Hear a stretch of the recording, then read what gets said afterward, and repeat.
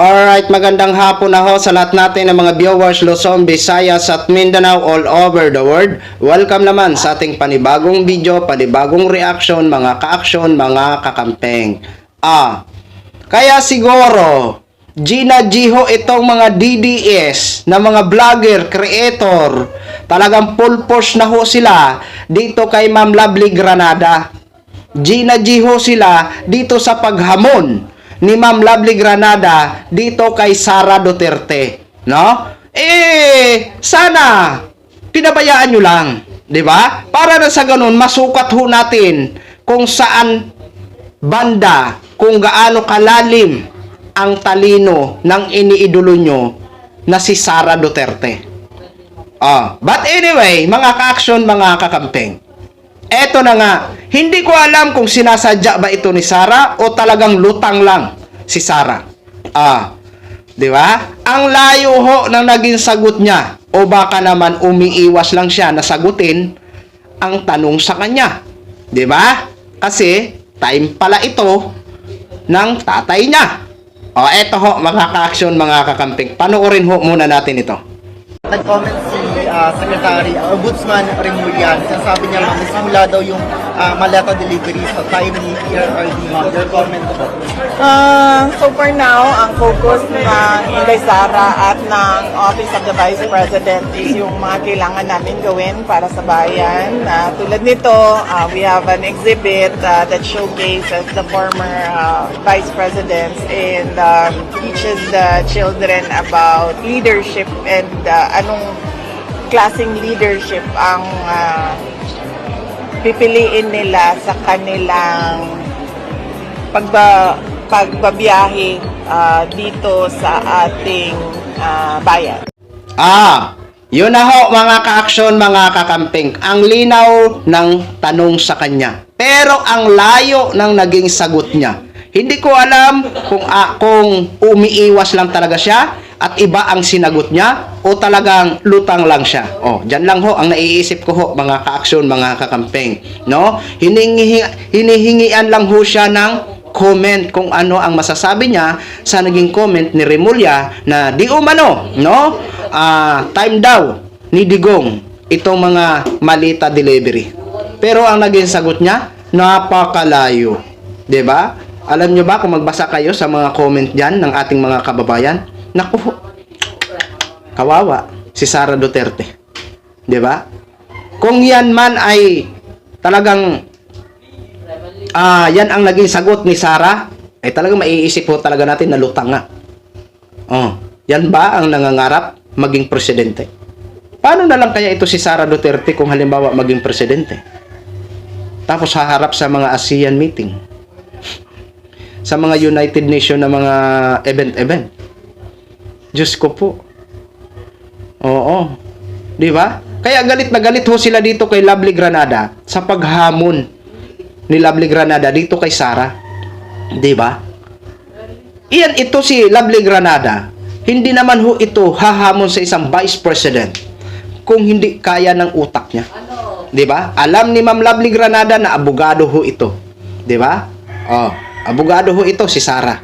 Pero hindi ho siya natatakot na hinamon ng debate ito si Sara Duterte. Diyan nagsimula ang pambabastos, pambabalahura ng mga ilan sa mga DDS na kung ano-ano ang mga comment nila sa mukha ni Ma'am Lovely Granada. Hindi po yan binabase ang mukha, 'di ba? Sa isang debate.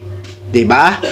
Anhin mo naman ang sobrang ganda kung wala naman laman ang utak mo.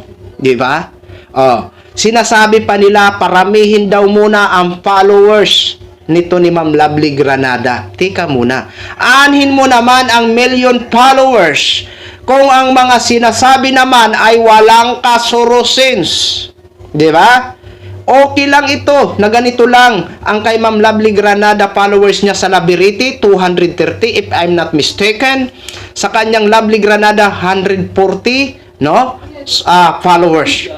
Pero tika lang, hindi pa po ito siya nag-iisang taon bilang political vlogger. Pero ganyan na ang hatak ng kanyang followers sa dalawa niyang page sa Facebook. 'Di ba? Eh kayo, ilang dekada na siguro kayo nagbablog. Oh, 'di ba? Milyon nga ang followers nyo. Eh wala namang kasurusin sa mga sinasabi nyo. Magaling lang kayo mambastos, mambalahura. 'Di ba? Oh. Ngayon galit ho kayo sa isang Lovely Granada. Yuyurakan nyo ang kanyang pagmumukha. 'Di ba? Oh, hanggang dyan lang kayo, panlalait lang. Pero sa utak, hindi nyo kaya ang utak ni Ma'am Lovely Granada. 'Di ba? Oh. Kaya ho, dahil nga ho, marami kayo ang gusto na makadebate o maka-live stream ito si Ma'am Lovely Granada, eh hindi naman kayo kayang isa-isahin. Oo. Dahil may trabaho po ito, no? Bukod po sa pagiging political vlogger, may trabaho po ito na iba outside social media. Hindi ho yung katulad nyo na full-time na siguro ho kayo. Kaya ginusto na lang o minarapat na lang ni Ma'am Lovely Granada na ang iniidolo nyo na lang ang hamunin niya ng debate. Tapos, diyan kayo nag-trigger. Di ba? Sasabihin nyo pa, hindi naging part ng Davao Region ang Jinsan. Oh, sasabihin nyo pang BO si Ma'am Lovely Granada. Sasabihin nyo pa kung sinong teacher nung high school at college. Ang linaw naman ng sinabi ni Ma'am Lovely Granada nung siya ay youngest pa. Oh, young girl. Okay? Ibig sabihin, siguro edad pa lang siya 24 pataas. So, naging part ng Davao Region ang Jinsan. Oo, hindi naman ang pinag-uusapan dito ang Davao City. Region po, Region 11, di ba? Oh. Tama naman po si Ma'am Lovely.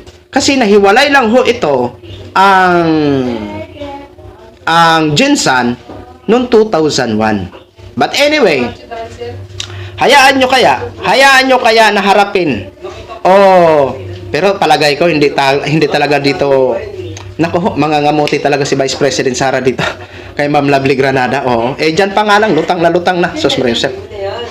So, yun lang ho, mga ka-action, mga kakamping no, share ko lang ho sa inyo yan. Maraming salamat po sa ating mga viewers, Luzon, Visayas, at Mindanao, all over the world. Ako po, ang inyong lingkod, si The Action Man. Have a good day, everyone.